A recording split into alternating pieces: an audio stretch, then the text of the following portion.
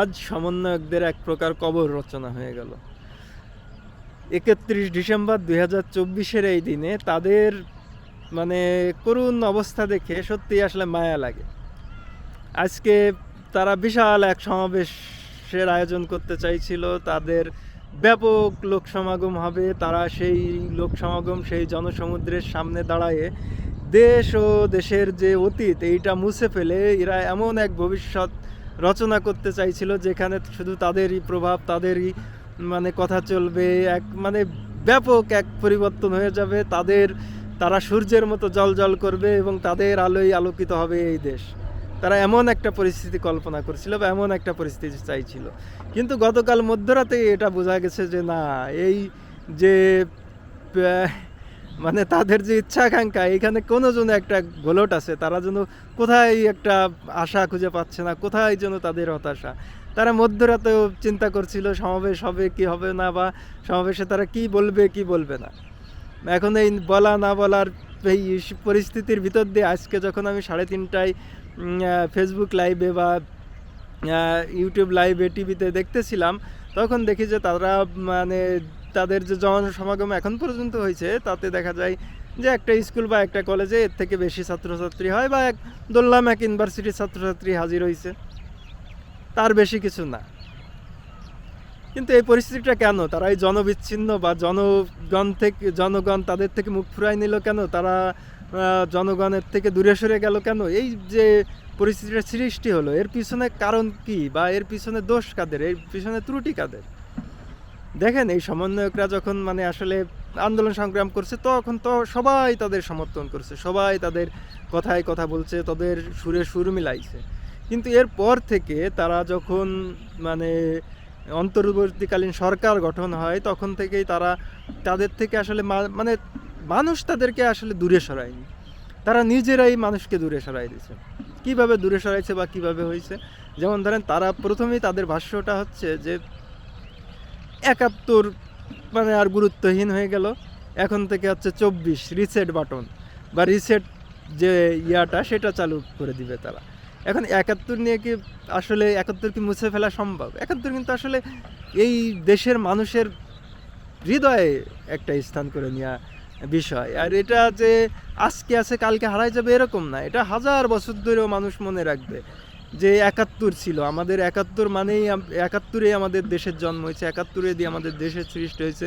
এই যে স্বাধীন সার্বভৌম ভূখণ্ড, এই দেশে পাইছি আমরা 71 দিয়ে। সুতরাং এই দেশের পরিবর্তন হইতে পারে, অনেক কিছু রদবদল হইতে পারে, কিন্তু 71 হারাই যাবে বা 71 মুছে ফেলা যাবে এরকম কোনো কারো দ্বারা সম্ভব না। কিন্তু তারা সেটা চাইছে, এবং তারা চাইয়ে এক পর্যায়ে ব্যর্থ হয়েছে, বুঝছে যে এটা সম্ভব না, তারা সেখান থেকে সরে আসছে।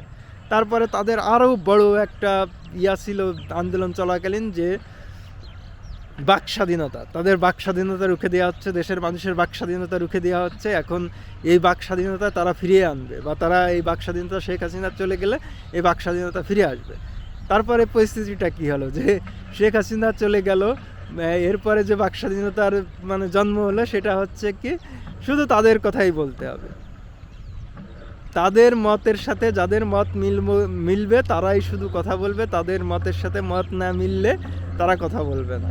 তাদের সাথে মতের সাথে মত না মিললে, তাদের কথার সাথে কথা না মিললে, সে যদি কথা বলে সে হচ্ছে ফ্যাসিস্ট। আপনার কি বলে, তারা তাদের পছন্দের টিভি চ্যানেলের সাংবাদিকদের, অপছন্দের টিভি চ্যানেলের সাংবাদিকদের তারা জোর করে বাইর করে দিচ্ছে, তারা তাদের অপছন্দের টিভি চ্যানেলকে বন্ধ করে দেওয়ার চেষ্টা করতেছে, তারা তাদের অপছন্দের যা কিছু সব মুছে ফেলার চেষ্টা করতেছে, আর তাদের যা কিছু পছন্দ তাই শুধু প্রচার করতে হবে, তাই শুধু প্রচারের তারা ব্যবস্থা করতেছে। এই যে এটা আসলে বাক স্বাধীনতা বলতে কি বোঝায়, আমি যা বুঝি তার সাথে সম্পূর্ণ সাংঘর্ষিক। কারণ বাক স্বাধীনতা বলতে কি, যারা আপনার দ্বিমত পোষণ করবে, যারা আপনার চরম শত্রু, তাদেরকেও কথা বলার সুযোগ দিতে হবে, তাদেরকেও কথা বলার পরিবেশ করে দিতে হবে, তাহলে না বাক স্বাধীনতা। আপনি নিজেই শুধু বলবেন আর সবাই শুনবে, তাইলে আপনার কিসের বাক স্বাধীনতা? বা শেখ হাসিনা এর থেকে বাক স্বাধীনতা বেশি রুখছিল বা কই? সেও তো তার মত প্রচার করতে চাইছিল, আরও সব মত দমায় রাখতে চাইছিল। এখন আপনি যদি তাই করেন, তাহলে বাক স্বাধীনতা ইয়া মানে পরিবর্তন কোথায় বা কি হইলো বুঝলাম না। ঠিক আছে, এরা গেল এগুলা বিষয়। তারপরে ধরেন আপনাদের চরম একটা মানে আপনাদের সার্বক্ষণিক সঙ্গী বা আপনাদের কথায় জীবন দিয়েছে, আপনাদের কথায় রক্ত জড়াইছে এদেশের ছাত্ররা। এখন ছাত্রদের জন্য আপনার কি করছেন? এই যে এতগুলো মাস চলে গেল, ছাত্ররা এখনো আপনাদের জন্য কষ্ট করতেছে, কিন্তু আপনি ছাত্রদের জন্য ভাই কি করতেছেন? আপনি যে কোঠা আন্দোলন করছিলেন, সেই কোঠা আন্দোলন শেখ হাসিনা যেভাবে দিয়ে গেছে, কোঠা সেইভাবে রয়ে গেছে। আপনি তাদের জন্য যে মানে তারা যে দুর্নীতিমুক্ত একটা সমাজের স্বপ্ন দেখছিল, তারা যে বৈষম্যহীন একটা সমাজের স্বপ্ন দেখছিল, তারা যে প্রভাব প্রতিপত্তিহীন একটা সমাজের স্বপ্ন দেখছিল, সেই সব সমাজটা আপনি সেই সমাজ গড়ার জন্য আপনি একটা পদক্ষেপ নিতেন, একটা পদক্ষেপ নিয়ে দেখাইতেন যে ভাই আমরা এখন পর্যন্ত এটা করছি, এর জন্য ভবিষ্যতে আরও কিছু করব। আপনি তা পারেননি। আপনি ছাত্রদের জন্য একটা পজিটিভ কিছু আপনি আজ পর্যন্ত দেখাইতে পারেননি যে তারা আপনাদের প্রতি আস্থা রাখবে, তারা ছাত্ররা আপনারা ভবিষ্যতে কোনো ডাক দিলে আপনাদের ডাকে সাড়া দিবে, আপনাদের জন্য রক্ত ঝরাবে, সেরকম কিচ্ছু করতে পারেননি। ছাত্ররা আপনাদের থেকে গেছে। তারপরে আপনাদের মানে সব থেকে বড় ভুল হচ্ছে বিএনপির সাথে গাদ্দারি করা, বা বিএনপির সাথে গাদ্দারি বলতে বিএনপির সাথে ঘাড় তেড়ামি করা। ভাই বিএনপি ছোট কোনো শক্তি না। বিএনপি এই দেশের প্রতিটা গ্রামে, প্রতিটা পাড়ায়, প্রতিটা পরিবারে আছে। এই বিএনপির মতো এত বৃহত্তর একটা শক্তিকে আপনি মানে এদের একদম কথায় তোয়াক্কা করবেন না, এদের কথায় কোনো দাম দিবেন না, এদের কোনো কথায় কোনো মূল্যায়ন করবেন না, আপনি নিজের ইচ্ছা মতো যা খুশি তাই করবেন, এদেরকে উপেক্ষিত করে রাখবেন। এত বড় দুঃসাহস দেখানো মানে আপনার উচিত হয়নি, কারণ আপনাদের যে আন্দোলন, এতে বিএনপির ব্যাপক ভূমিকা ছিল, এবং বিএনপি না হলে আপনি কখনোই এই আন্দোলনে সফল হইতে পারতেন না। সুতরাং এই আন্দোলনে তাদের সাথে নিয়ে তাদেরকে পরবর্তীতে একদম ছুঁড়ে ফেলে দিয়া, এটা আসলে মানে মানে আপনি চরম ভুল করছেন, বা এইটা আপনার কখনোভাবে করা উচিত হয়নি। তারপরে ধরেন এই যে দেশের আপনি যে সাধারণ জনগণ, রিক্সা চালক, শ্রমিক, কৃষক, এরা কি চায়? এরা কি ভাই ওই দেশের কি সংবিধান পরিবর্তন করবেন, সংবিধানকে বদলে ফেলবেন, দেশের সংস্কার করবেন? এইগুলার দিয়ে কি তাদের পেট ভরে? তাদের পেট ভরে চাল, ডাল, আলুতে। এখন এইগুলার আপনি দাম নিয়ন্ত্রণ করতে পারেন না। এইগুলো আপনাদের লাগামহীন উদ্যোগতির ভিতর দিয়ে চলে। ডলারের দাম বাড়তি, এটা সেটা, ব্যবসা বাণিজ্য সব অফ, আপনার গার্মেন্টস অফ হয়ে যাচ্ছে, শিল্প কারখানা অফ হয়ে যাচ্ছে। আপনি সেদিকে খেয়াল নেই, আপনি শুধু পরিবর্তন, এটা করবেন সেটা করবেন, গাল গল্প দিয়ে বেড়াচ্ছেন। ওকে ফাইন দেন, কিন্তু এই দিয়ে কি তাদেরকে আপনি পক্ষে রাখতে পারবেন? আপনার কথার কি তারা বুঝে বা তারা বুঝবে? তারা তো কথা শুনতে চায় না, তারা কাজে দেখতে চায়। আচ্ছা দেখাইলেন না, আপনি আপনার মতো করে আপনি চললেন, তারপরে কি আপনি সংবিধানকে উপেক্ষা করেন, আপনি সংবিধানকে গার্বেজ বলেন, আপনি সংবিধানকে ছিঁড়ে ফেলতে চান, আপনি করতে চান, তা করতে চান, সংবিধানকে ছিঁড়িয়ে ভিড়ে নতুন একটা সংবিধান করতে চান। আচ্ছা ভাই করেন, সমস্যা নাই। সংবিধানের কোন অংশটা খারাপ সেটাও বলেন, আপনি কি পজিটিভ পরিবর্তন আনতে চান সেটাও বলেন, কিন্তু আপনি সেটা ভালোটাও বলবেন না, মন্দটাও বলবেন না, আপনি সংবিধান খারাপ, সংবিধান খারাপ, এটা সেটা।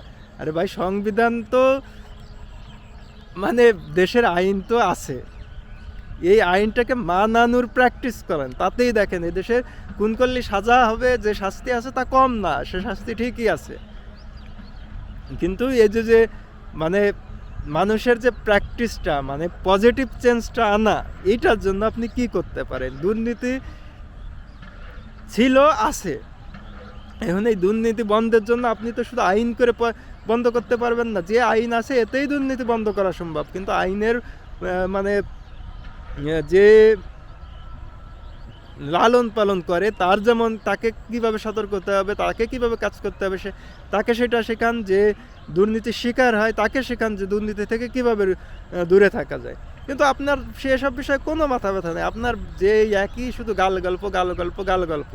মুক্তিযোদ্ধা খারাপ, শেখ মুজিব খারাপ, আওয়ামী লীগ খারাপ, এটা খারাপ, সেটা খারাপ। খারাপের কথা আর কতদিন? এখন ভালোর কথা বলেন, আপনি কি ভালো করছেন সেটা বলেন, আপনি কি ভালো করতে চাচ্ছেন সেটা বলেন। তা না বলে আপনি শুধু দোষারোপ, এটা সেটা, এই সাত এগুলো বলে বেড়াবেন। এগুলা দিয়ে ভাই কয়দিন চলে, বা কয়দিন চালানো যায়, কয়দিন মানুষকে কথা দিয়ে বলাই রাখা যায়? কাজও তো কিছু দেখাতে হয়।